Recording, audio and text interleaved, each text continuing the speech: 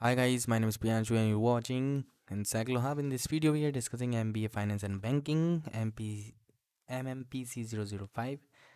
And before starting this question, I want to share something. We are providing all the solutions of this PDF. So you kindly call or message on the WhatsApp number which is given below, which is 9009368 You can call us without any hesitation. You can message also. Now, the question number one is: in a railway reservation office, two clerks are engaged in checking reservation forms.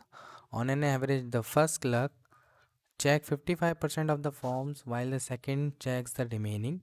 While A1 has an error rate of 0.03, that of A2 is 0.02. A reservation form is selected at random from the total number of forms checked during a day and is discovered to have an error. Find the probability that it was checked by A1 and A2 respectively. So this is the question of the MMPC 005. If you need answer of this question, so you can call us or message on our WhatsApp number. And if you need any help related to this, so you can call us without any delay. Thank you so much for watching this video. We will meet you soon in the next video.